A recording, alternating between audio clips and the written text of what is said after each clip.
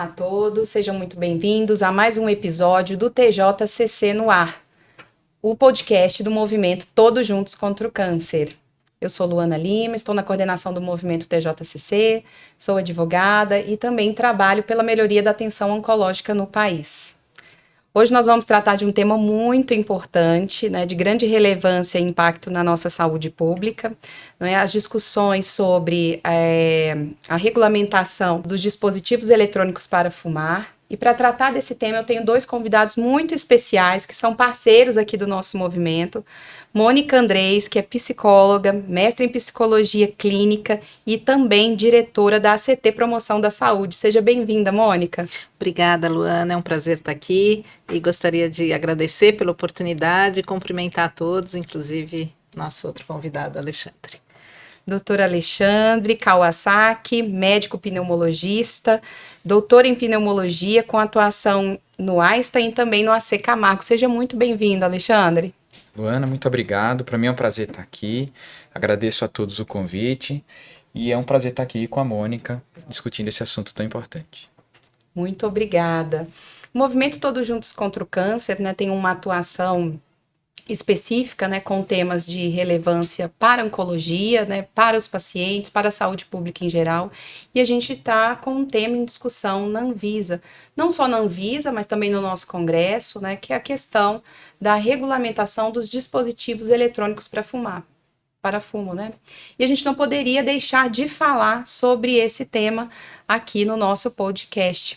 Mas primeiro eu queria começar assim, trazendo a compreensão do que são esses dispositivos, né? Eu queria que vocês explicassem um pouco para que as pessoas, para quem está nos ouvindo, nos vendo, possam saber o que são esses dispositivos, doutor Alexandre.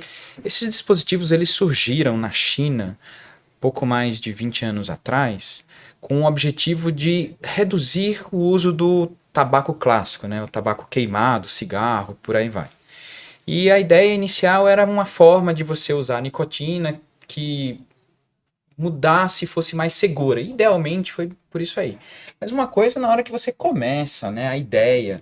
A outra coisa é quando você coloca isso em prática, né? E hoje em dia o que a gente tem de dispositivo eletrônico para fumar é basicamente esses vapors, e-cigarettes, e tem também os tabacos aquecidos, que são menos utilizados no Brasil, né? Os mais famosos são os vapors, que sai toda aquela fumaça. E esses dispositivos contêm diferentes substâncias. Cada produtor tem a sua produção, tem vários dispositivos que a gente não sabe nem o que tem dentro exatamente. Mas, de uma forma geral, são dispositivos que utilizam a nicotina e com os males que a nicotina nos traz, né? Entre elas, tanto de saúde quanto de vício, de adição. Um desses dispositivos, a gente tem a nossa grande autoridade sanitária no país, que é a Anvisa, né, que tem uma normativa sobre isso, que proíbe a comercialização, importação e propaganda do uso desses dispositivos, mas hoje a gente tem de novo, não é, tendo em vista o uso, né, o grande uso e a discussão hoje também trazida pela indústria, dessa revisão, dessa regulamentação. Então, eu queria que você explicasse para a gente um pouco desse processo, né? Desse processo de discussão dentro da Anvisa, até a gente chegar a ter uma regulamentação que proíbe a comercialização, importação e propaganda. Sim. Então, a Anvisa, ela foi até bastante pioneira nesse tema, né, porque ela tem uma resolução desde 2009, né, que proíbe, sim, a comercialização, propaganda, importação desses produtos eletrônicos para fumar. E, de um tempo para cá, a Anvisa acabou colocando esse tema novamente na sua agenda regulatória para atualizar essa discussão. Né, houve sim uma pressão por parte da indústria do tabaco para que esse tema pudesse ser rediscutido pela Anvisa e ela colocou na pauta da sua agenda regulatória. Desde então, ela vem promovendo uma série de medidas para atualizar essa norma. Então, por exemplo, ela abriu audiências públicas, nós tivemos a oportunidade de participar, assim como diversas outras organizações da saúde, né, o próprio movimento de TJCC tem apoiado e atuado também nessa pauta, a própria indústria também tem participado nesses momentos em que a Anvisa abriu oportunidade para consultas públicas. Tivemos também momentos em que a Anvisa realizou a tomada de subsídios, então ela também pediu, né, que fossem enviadas evidências mais recentes sobre esse tema, então os estudos que estão sendo feitos sobre esses dispositivos eletrônicos para fumar, realizou contatos e relatórios com especialistas não só do Brasil, mas também internacionais, de modo que ela passou, já há cerca de 3 ou 4 anos que ela vem discutindo esse tema. E, finalmente, na última reunião que nós tivemos da Anvisa, no final do ano, sobre esse assunto, eles apresentaram a proposta em relação à nova resolução, né, mantendo a proibição da comercialização, mas ampliando a possibilidade de realizar campanhas informativas, né, porque de fato se observa a necessidade de informar a população sobre os riscos associados ao consumo desses produtos, e também um aumento da fiscalização, né, uma integração de diversos órgãos para que a gente possa ter um combate mais efetivo ao mercado ilegal, né, que é o que está fazendo com que a gente veja muitos jovens, especialmente no Brasil, passando a experimentar ou consumir esses produtos, né? São produtos frutos aí de venda ilegal no país. Então, agora a Anvisa está com essa consulta pública aberta até o dia 9 de fevereiro, né? E a gente até convida todas as pessoas a participar dessa consulta pública, apoiando essa nova resolução da Anvisa, né? Que visa manter a proibição, mas ao mesmo tempo ampliar a conscientização e a fiscalização de venda desses produtos no país, tá? Então, a gente espera que a partir desta finalização da consulta pública, eles vão fazer toda a avaliação das contribuições que eles vão receber e, a partir daí, publicar a resolução com o texto final, né? Que a gente tem a expectativa que siga essa linha de proteção à saúde e prevenção à iniciação do tabagismo. Uhum. Então, a Anvisa está fazendo um trabalho muito importante, né, de Sim. consultar a sociedade, de escutar especialistas, né? A gente também teve a oportunidade de, em alguns momentos, ter a contribuição da sociedade civil nesse espaço para essa agenda regulatória, né? É um trabalho muito minucioso, muito detalhado e muito técnico, né? Em 2022, eles publicaram um relatório que chama Análise de Impacto Regulatório, está disponível, né, para quem quiser conhecer. É um relatório que tem cerca de 300 páginas e reuniu as evidências mais atuais sobre esse produto, porque digamos que a norma tinha sido publicada em 2009 e surgiu essa questão, mas em mais de 10 anos, será que não mudou, né? Não tem alguns outros fatores que poderiam fazer com que a Anvisa revisasse a sua posição? E eles trouxeram, né, essas evidências científicas sobre o tema, e elas só acabaram levando a confirmação de que é um risco muito grande você liberar a comercialização desses produtos, porque eles são nocivos à saúde, né? Eles podem trazer o risco também de seduzir novos consumidores a experimentar, e especialmente os jovens, que é o que a gente está vendo no Brasil hoje, né? As pesquisas mostrando que especialmente os jovens que estão se interessando em conhecer, virou um pouco de moda, né? É todo um design atraente, moderno, com sabores e etc. E uma falta de informação qualificada sobre os reais riscos desses produtos. Então, acho que acabou sendo importante esse movimento da Anvisa para trazer o tema público e agora ter uma definição até mais atualizada sobre o que de fato significam esses produtos. Mas a gente ainda tem muito a avançar, né? Principalmente nessa questão de conscientização pela população. Sim, e o tema, né, ele está sendo tratado não somente na esfera da Anvisa, mas também dentro do Legislativo, dentro do Congresso Nacional. Então, a gente tem projetos de lei que vêm no sentido de manter essa proibição de comercialização, né? E venda e qualquer tipo de propaganda, enfim. Mas nós temos também projetos de lei que são favoráveis, né, a regulamentar no sentido de ter a comercialização, a importação desses produtos. E aí entra uma questão importante que é a informação. O quanto nós precisamos estar informados, ter essa informação qualificada, entender o que as sociedades médicas, o que os especialistas falam sobre o tema. E aí eu queria perguntar para o doutor Alexandre, né? Qual que é a implicação do uso desse tipo de dispositivo, doutor Alexandre? O que a gente pode ter de impacto na saúde pública no nosso país? Olha, eu acho que o impacto ele ainda é imensurável, mas provavelmente é muito maior do que a gente possa acreditar num eventual benefício, por exemplo, de impostos que poderiam vir sobre uma regulamentação. Se a gente for pensar, o tabagismo ele já existe há muitos anos, né? Há séculos. E a gente só foi conseguir entender, começar a visualizar os males por volta da década de 50, mas as pessoas fumavam há muito tempo. E cientificamente ficou mais comprovado por volta da década de 70. Mas todo o mal que o tabagismo traz até hoje não é passível de ser pago com os eventuais benefícios financeiros que ele trouxe do ponto de vista de taxação de impostos, etc. e tal. E eu vejo o cigarro eletrônico como uma nova onda. Se a gente for pegar 100 anos atrás, a indústria do tabaco fazia muita propaganda falando sobre os benefícios do cigarro. E hoje em dia a gente está vendo exatamente a mesma coisa. Os teóricos benefícios sobre os cigarros eletrônicos, os dispositivos eletrônicos para fumar. Coisa que a gente não tem nem latência para saber, não tem tempo bastante. É muito interessante ver que existe, desde 2009, essa orientação, né, essa regulamentação da Anvisa de não ter dispositivos eletrônicos para fumar. A gente não tinha muita literatura, era muito mais o fato de que, olha, é uma coisa que a gente não está entendendo, mas talvez não faça bem. Não parece uma coisa boa, um outro tipo de dispositivo talvez mais interessante para você fumar. Ela já entendia que isso talvez pudesse trazer malefício do ponto de vista de pegar pessoas novas, e foi o que aconteceu. E ao longo dessa mais de década, o que a gente tem de evidência científica é muito mais contra do que qualquer coisa a favor do uso desses dispositivos.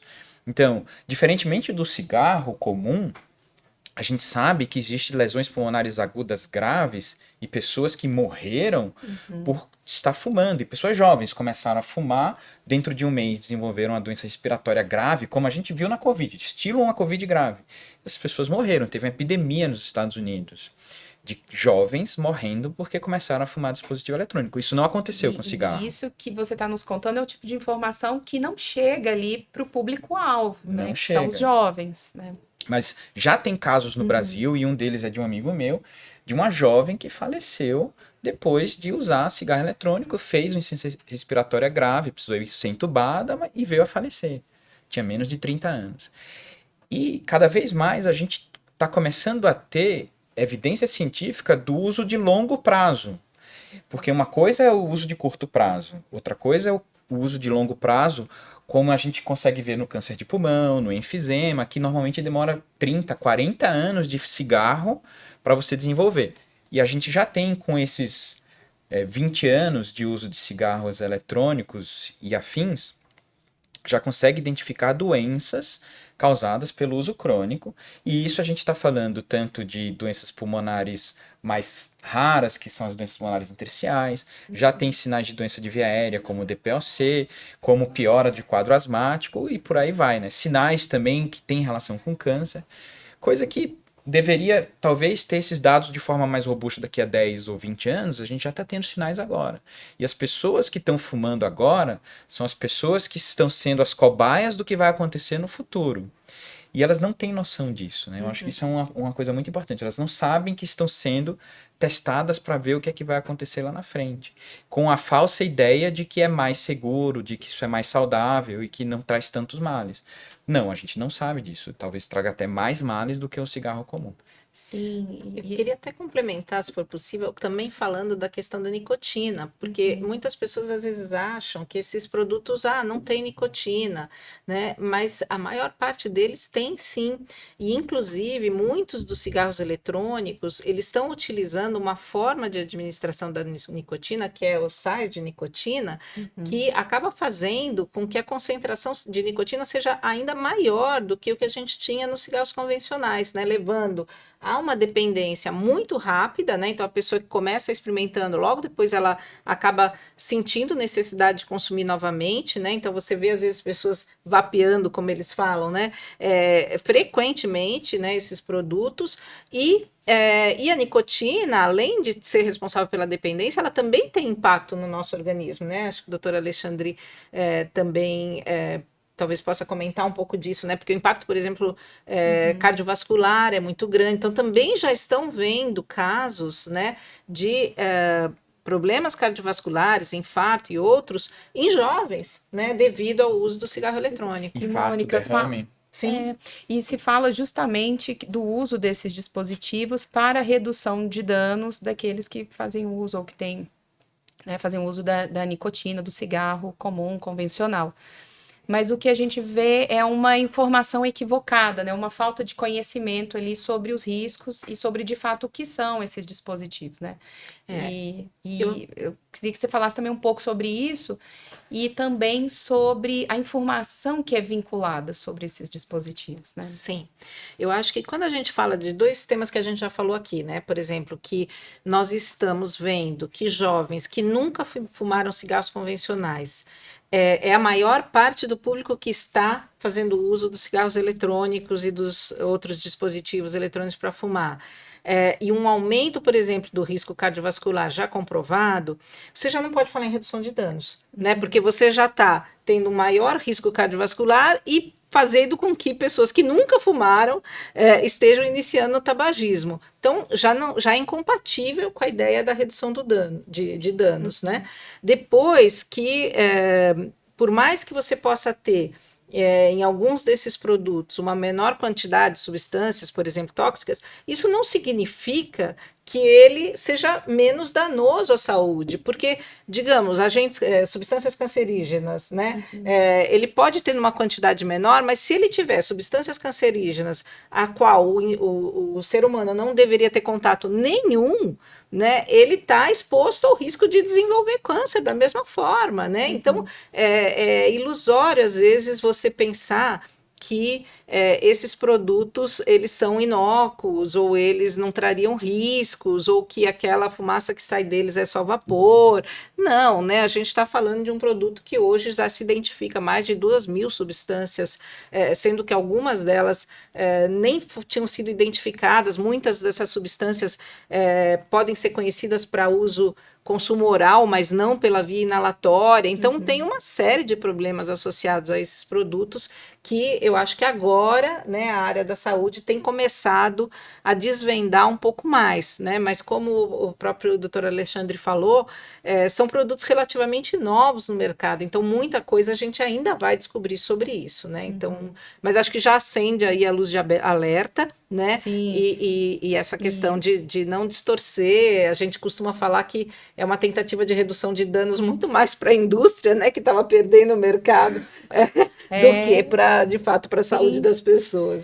E do impacto para a saúde pública a longo prazo, né? O que a gente tem discutido muito enquanto movimento, por exemplo, na oncologia, né?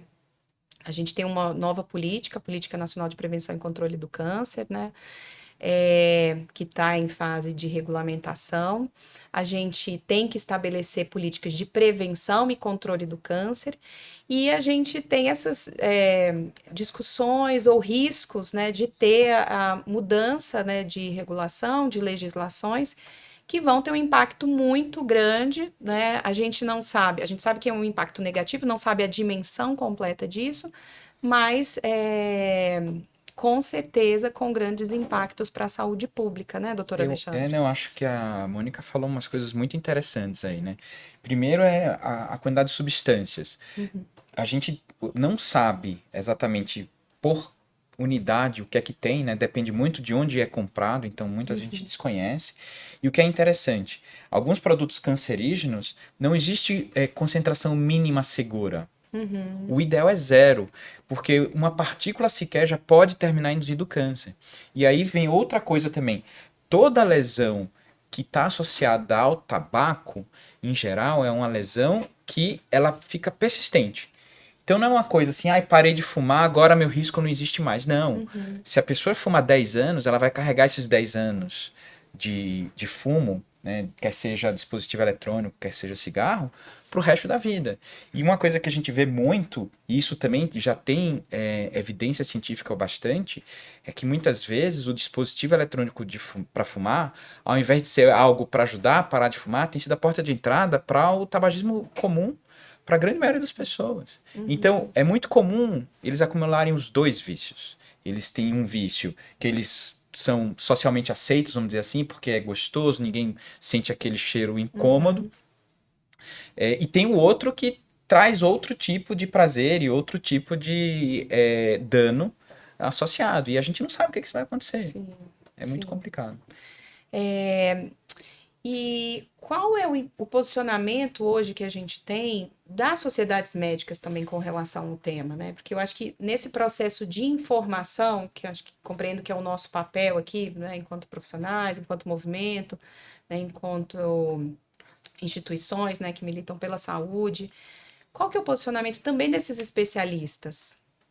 Olha, isso é uma coisa que está bem uniforme e ainda bem que está bem uniforme entre as diferentes sociedades, que é de proibição. A Sociedade Brasileira de Pneumologia e Fisiologia, que é a que eu faço parte, ela já emitiu uma nota claramente contra a aprovação da regulamentação da comercialização dos cigarros eletrônicos no Brasil. Então, e isso não é só ela. As sociedades como um todo têm se posicionado dessa forma. Sim, acho que da mesma maneira, né, a Sociedade Brasileira de Cardiologia, a Sociedade de Pediatria e as próprias, por exemplo, a Associação Médica Brasileira, né, que congrega todas essas sociedades, também tem se posicionado da mesma maneira, e o Conselho Federal de Medicina também, né, inclusive tem um evento, né, do Conselho Federal de Medicina que vai abordar esse tema agora em Agora em fevereiro. fevereiro. Então, a gente tem visto, né, de uma forma muito positiva aí que as sociedades médicas têm se posicionado, né, acho que como era esperado, né, a favor da saúde e contra a venda dos dispositivos eletrônicos para fumar. Porque, como disse o doutor Alexandre, isso acaba expandindo o consumo. Né? Porque quando você tem a proibição, por mais que a gente tenha um mercado ilegal que acontece, a gente não tem uma expansão tão grande de consumo ou uma normalização de consumo do que quando a gente possibilita a venda, né? Porque o cigarro convencional, por exemplo, você encontra em todos os cantos do Brasil, né? A rede de distribuição é enorme. E isso é um pouco mais dificultado quando é o produto ilegal. Então, ele acaba favorecendo que não tenha uma expansão tão grande de consumo como a gente acabou vendo em outros países que liberaram a venda, né? Então, ela tem uma função importante, sim, né? E por mais que algumas pessoas coloquem, né? Ah, mas justamente tem que acabar com o mercado legal, legalizando a venda.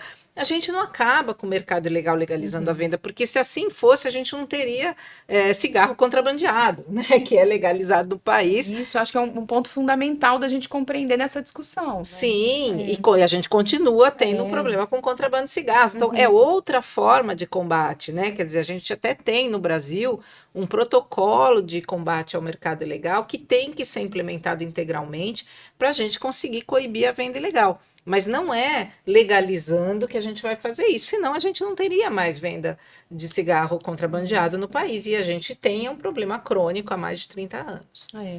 E acho que é importante também a gente falar que esses dispositivos hoje, eles estão voltados a um grupo populacional específico, né? Que são os jovens. Isso. Né? A gente tem os adolescentes também fazendo o uso. E esse é um grupo que deve receber uma atenção de proteção especial. Né? Isso está dentro do cerne da nossa legislação, está no ECA, no Estatuto da Criança e Adolescente, né? As nossas políticas públicas em todas as áreas, elas devem dar prioridade para esse grupo populacional e também protegê-las. Mas o impacto para o jovem, ele é muito grande no caso de a gente abrir, né, para o uso desse tipo de dispositivo aqui no nosso país. Queria que vocês falassem também um pouquinho do impacto para esse jovem, do apelo que é feito para esse jovem hoje, né, na questão do uso. Isso tem muito a ver com desenvolvimento neurológico. Se a gente for pegar também quem fuma cigarro comum, tabaco queimado, a maioria começou a fumar na adolescência. Alguns poucos na infância, mas a maioria na adolescência.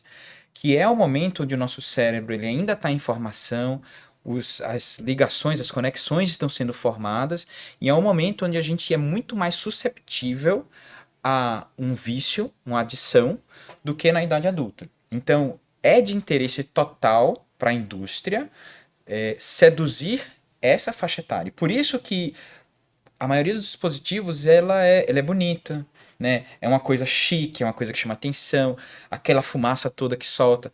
E aquilo dali é porque é um momento onde você ainda também está fazendo sua personalidade. Às vezes é uma forma de você chamar a atenção também. Então, pegar as pessoas exatamente nesse momento é o que vai dar lucro no futuro, porque ele vai ser usuário aqui. É a velha história onde muitas vezes você termina ganhando a amostra grátis porque você vai ficar usuário daquele dali porque o negócio é bom. E nesse caso é porque o negócio é gostoso, você termina ficando viciado e depois largar é muito mais difícil, né? Isso é o que a gente vê. As pessoas ficam realmente viciadas naquele dispositivo. E a gente precisa evitar que isso aconteça, porque dados já no Brasil que são impressionantes. Né? Adolescentes, se você vai fazer pesquisa, 20% tem já utilizado, né, já experimentou algum dispositivo eletrônico para fumar. O que é um número gigantesco. É gigantesco. Se a gente pega em países que tem regulamentado, esse número de usuários chega a 10% nessa faixa etária. Então, é muita gente que está entrando num novo vício, e esse percentual de pessoas, que é gigantesco, daqui a 20, 30 anos, talvez traga um problema de saúde pública extremamente importante. E por isso a gente precisa coibir nessa faixa etária.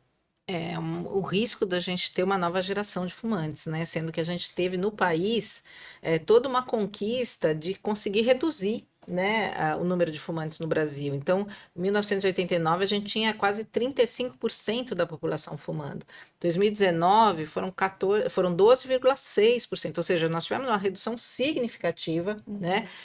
Tem outras pesquisas, né, tanto o Covitel quanto o Vigitel, também mostrando uma redução em dados ainda mais recentes, né? Então, é muito importante que o Brasil continue, né, adotando medidas de prevenção, adotando medidas que venham a desestimular o consumo, especialmente por jovens, né? Porque, como o doutor Alexandre falou, o jovem inicia, se torna dependente rápido e vai se tornar um consumidor fiel ao longo da vida, né? E no caso dos eletrônicos, assim como a gente viu também nos convencionais, nos cigarros convencionais, uma forma de atrair bastante esse público é através dos sabores e aromas, né, que são adicionados nesses produtos. Então, nos cigarros eletrônicos, por exemplo, já foram identificados mais de 16 mil sabores diferentes e combinações de sabores. Então, você tem sabores de fruta, né? Então, manga, morango, você tem sabor de sobremesa, creme brulee, algodão doce. E para que público você oferece um cigarro eletrônico com sabor de algodão doce? Né? Obviamente, ele está mirando ao público jovem, a crianças e adolescentes. Então, assim, isso é um problema muito sério, porque além dos problemas que esses aditivos podem causar na saúde, eles acabam levando a uma mais fácil iniciação, especialmente pelo público jovem. E é justamente o grupo populacional que a gente tem que ter maior proteção, né, de todas essas instituições, de todos esses órgãos, inclusive do legislativo, que tem que levar isso em consideração, né, a proteção especial que deve ser dada a crianças e adolescentes no nosso país, né. E a gente estava falando aqui também, em algum momento, do que outros países fizeram, né, que tinham, permitiam a comercialização, o uso. E eu queria perguntar para vocês assim, se tem algum país que vocês podem citar que teve uma política nesse sentido de mudar sua regulamentação, tendo em vista os impactos, né, na saúde. Olha, a gente está vendo isso agora, né? Estados Unidos, por exemplo, foi um país que chegou a decretar uma epidemia de consumo entre jovens, né? Da mesma forma, países que liberaram a comercialização, como o Reino Unido, Nova Zelândia, outros países, Canadá, também estão observando, principalmente esse aumento de consumo por jovens. Então, esses dias, agora, essa semana, o Reino Unido, por exemplo, divulgou, né, uma intenção de proibir o uso dos cigarros eletrônicos descartáveis, né? Então, ainda não é uma proibição plena nem nada, mas eles, de certa forma, estão iniciando por aí, né? Que desses dispositivos eletrônicos descartáveis, cujo uso é mais feito por jovens, e também você tem a questão do lixo, né? Então, eles estão com isso tentando, de alguma forma, reduzir o consumo por jovens e reduzir o lixo eletrônico que se gera com esses produtos. Porque você imagina, um produto desse descartável, ele tem bateria, ele tem... É um outro problema, é um outro problema. Então, a gente está vendo agora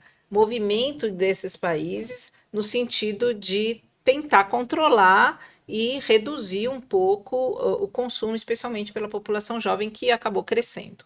Eu acho que a ideia é tentar reduzir, mas é difícil voltar uma proibição, né? Depois que você regulamentou, fez tudo e liberou, Aprovou, né? e não a gente não está falando, a gente está falando nos Estados Unidos faz 10 anos, né? Eles conseguirem reverter tudo isso é muito mais difícil, né? Tem não só o lobby, mas os próprios usuários e o quanto que esse Mercado, né, tipo que se estabeleceu. o quanto que esse tipo de política que já foi instituída para você dar passos para trás, principalmente dentro de um país que tem essa cultura da liberdade, né? Então, você me deu essa escolha, agora você não pode tirar, e a gente preza pela liberdade. Eu acho que é muito complicado conseguir voltar atrás. Então, o que se fala muito não é exatamente regulamentar, mas é tentar reduzir as propagandas, a divulgação, fazendo aquilo que a gente fez com o cigarro, e a gente conseguiu ter os objetivos de redução do consumo, né? Então, acho que esse termina sendo um caminho visto, que talvez seja usado nos países que já regulamentaram.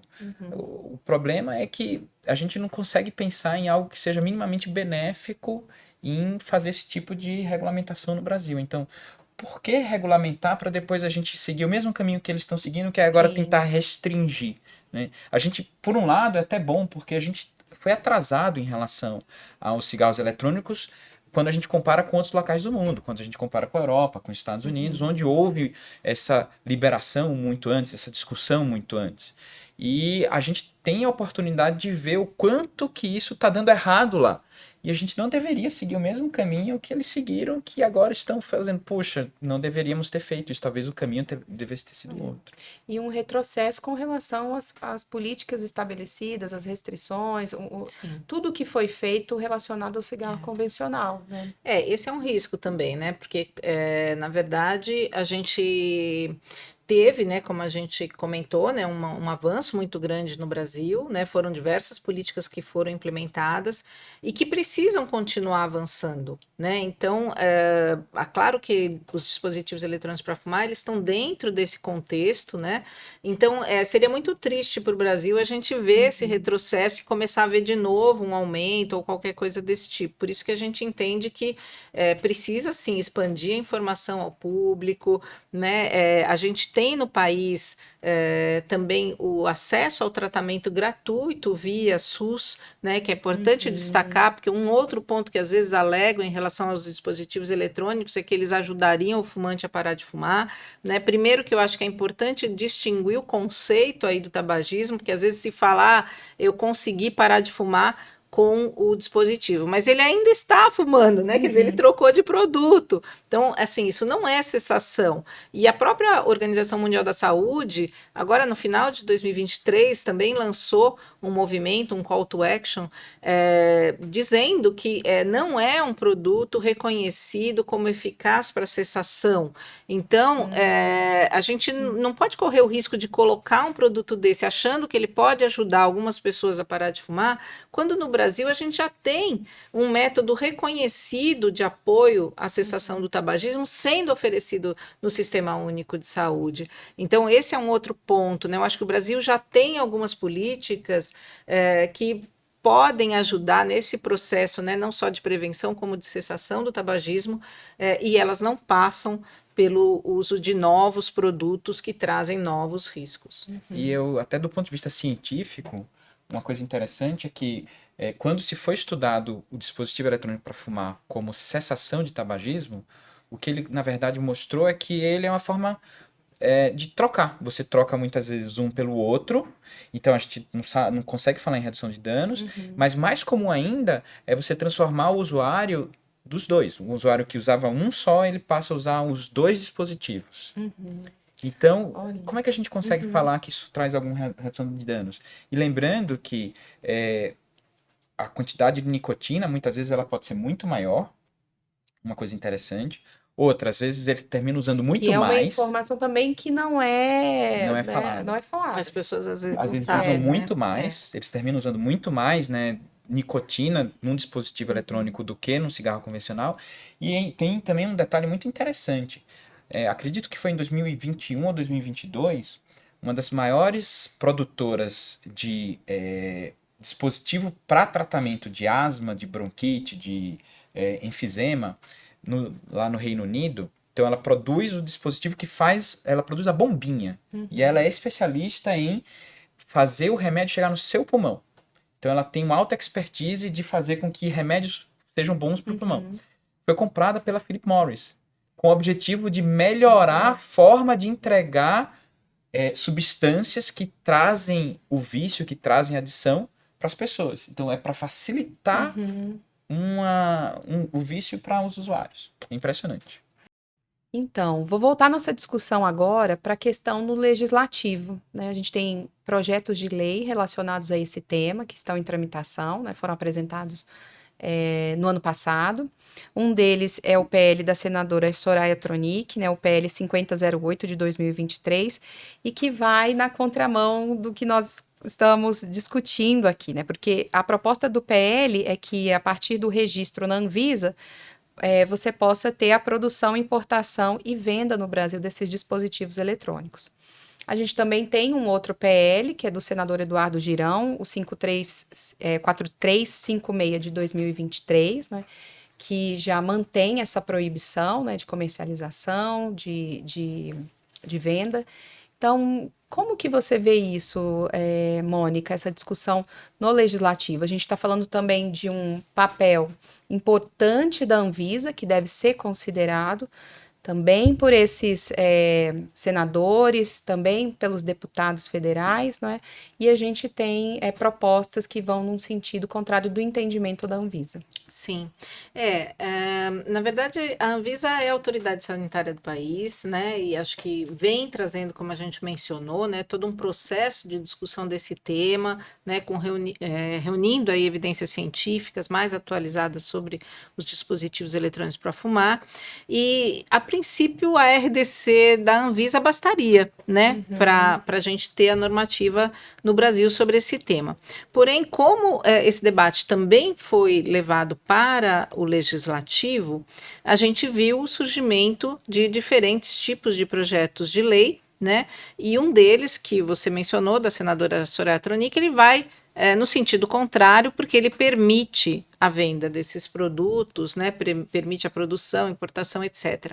E, na verdade, eu acho que é importante aqui que a gente se manifeste contrário a esse PL, né, porque vai contra tudo aquilo que a gente estava falando anteriormente, né. Há uma certa ilusão também de que, se a gente permitir a venda e o registro pela Anvisa, a Anvisa vai controlar esses produtos. A Anvisa não tem como controlar isso. Quem basicamente sabe, né, composição efetiva de todos esses produtos é somente a indústria, né? Então a gente não tem, é como o cigarro convencional. Quando a Anvisa permitiu o registro, não é que ela está chancelando dizendo que agora esse produto é bom, não é bom, né?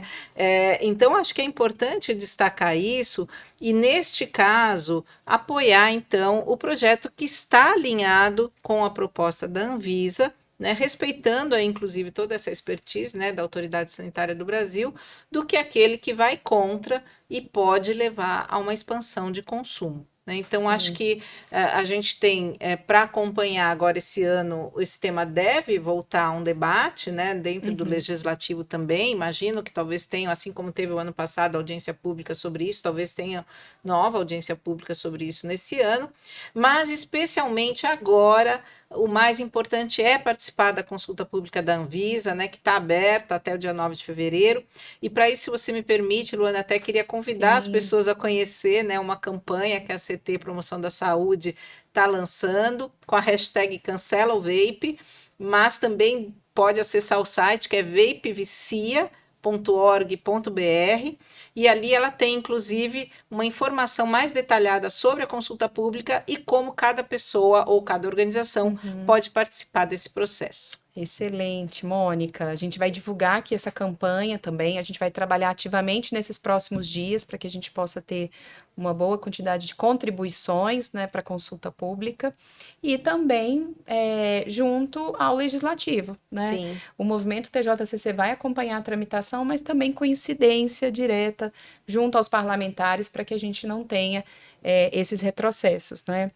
E, doutor Alexandre, eu queria que você também pudesse falar, né? A gente tem um legislativo que está indo contrário também, né? Com proposições que são contrárias ao que os especialistas, as sociedades médicas estão, né, afirmando, estão apresentando como riscos no caso dessa revisão da regulamentação e permissão de comercialização.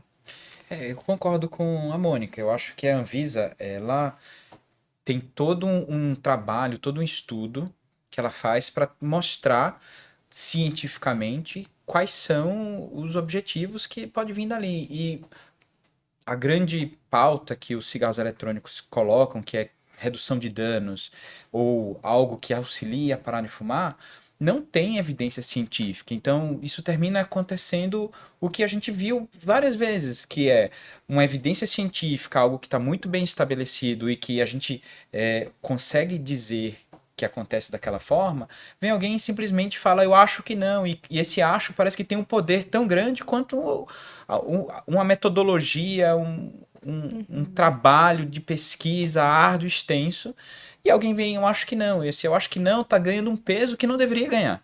E a gente tá vendo isso agora.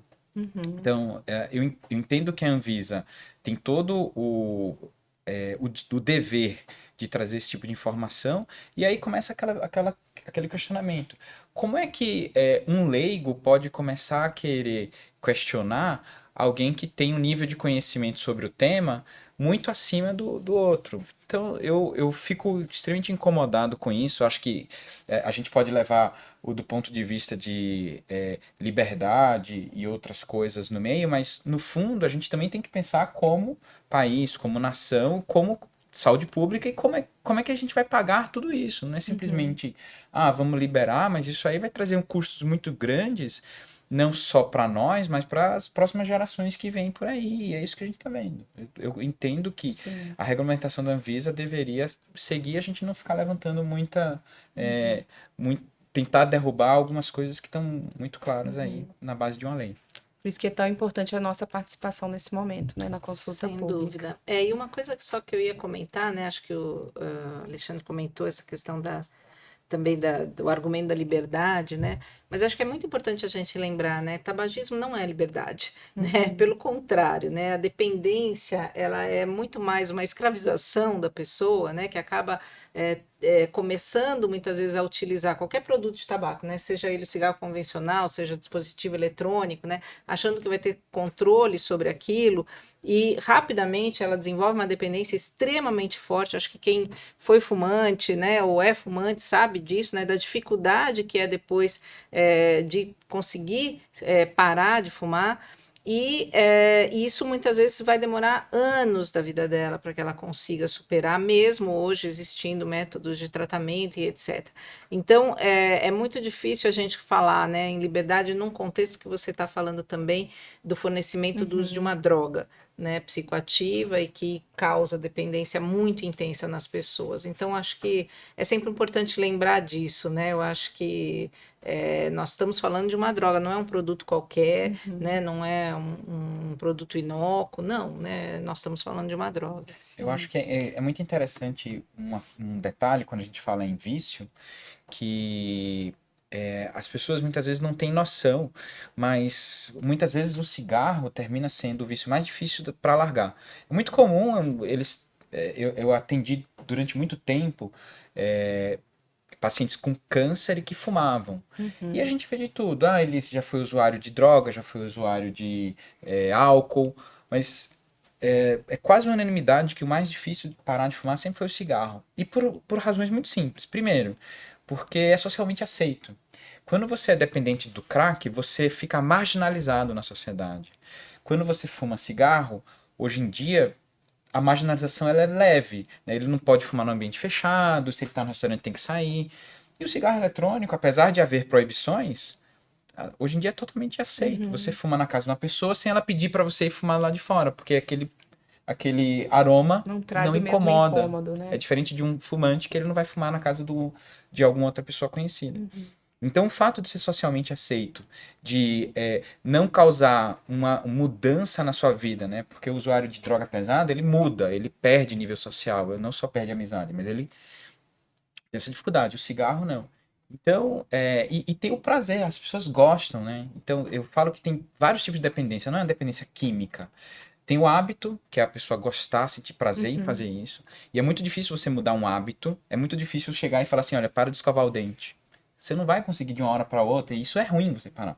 O cigarro, ele gosta de fazer aquilo, ele não consegue mudar. E tem também a dependência psicológica. É um prazer. Eu tô sofrendo por alguma razão, né? Sei lá, meu cachorro morreu, eu tô aqui chorando, eu vou procurar alguma coisa para melhorar a minha cabeça, minha mente.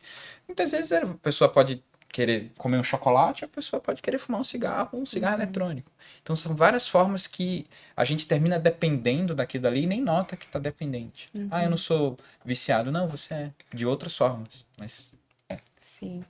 Nosso tempo está acabando, mas foi muito bom a gente trazer, acho que informação, esclarecimento sobre esse tema, sobre os riscos que incorrem, né, numa mudança negativa dessa regulamentação, né, se a gente abrir para comercialização, a gente tiver essa possibilidade no nosso país, né. Importante a gente compreender o papel da Anvisa, né, essa autoridade sanitária, e o quanto os trabalhos, né, robustos que foram feitos devem ser considerados na tomada de decisão, né? É importante a nossa participação na consulta pública, que vai até o dia 9 de fevereiro. Isso. Não é? E eu queria agora que vocês nos dessem as últimas palavras para a gente fechar aqui o nosso podcast. Bom, vou agradecer novamente, então, a oportunidade, né, convidar as pessoas, né, a conhecer não só a campanha da CT, mas outras, né, que têm sido realizadas por sociedades médicas, outras organizações de saúde, sobre a questão dos dispositivos eletrônicos para fumar. O mais importante, eu acho que é buscar uma informação qualificada, né, e não, às vezes, informações superficiais, né, que vêm através de fontes que você não conhece, né, então é importante que a gente busque uma informação sobre isso e que a gente consiga, né, apoiar aí não só a Anvisa, né, mas na verdade a saúde pública do Brasil, né, para que a gente não veja, lamentavelmente, nossas crianças e jovens de novo sendo fumantes, né, mesmo que seja de um outro tipo de produto. Né? Então, acho que a gente só agradece, né? Acho que são medidas extremamente importantes e acho que a oportunidade de vir conversar sobre isso, né? Ajuda a também disseminar essas informações e, com isso, a gente conseguir manter, né, os avanços que o Brasil foi conquistando ao longo do tempo nessa área. Bom, eu queria agradecer mais uma vez a oportunidade de estar aqui com vocês, acho que é uma honra. E eu acredito que a gente precisa primeiro pensar quem é que é a favor dessa liberação. Acho que esse é um ponto super importante. Quem vai ganhar com isso? E definitivamente não vai ser a saúde. Quem vai lucrar com isso é a mesma indústria que lucra séculos, trazendo uma pior saúde para as pessoas. E ouvir o que essa indústria tem a falar é você tentar esconder embaixo do pano uma verdade muito clara. Então, lembre-se, quem está tentando inserir o cigarro eletrônico é um lobo em pele de ovelha, certo? Esse é o primeiro ponto. E o segundo é que isso é uma luta que todos nós temos que entrar, né? Eu acho que não só as entidades que têm entrado, como nós médicos, como vozes, mas a própria população. A gente nota que muitas vezes a gente fica meio que na inércia de não dar o passo e de falar, olha, é ruim, para não ser do contra, para não ter, mas eu acho que isso é um assunto tão importante, não só para nós, mas para os nossos filhos, netos, para quem está vindo, não ser submetido a esse tipo de problema no futuro. Eu agradeço muito a vocês. A gente não poderia deixar de falar desse tema, né, de grande impacto na saúde pública. A gente que trabalha pela prevenção e controle de doenças crônicas, especificamente, né, o câncer, a gente tinha que trazer esse tema e falar. Agradeço muito porque foram contribuições importantíssimas, informativas, né, e também para que a gente possa ter uma atitude agora de participação, de posicionamento, né. Então, muito obrigada. Faço o convite também a você a assistir os outros episódios do nosso podcast, né, o TJCC no ar, e nós nos encontramos numa próxima. Obrigada, gente. Obrigada. Obrigado.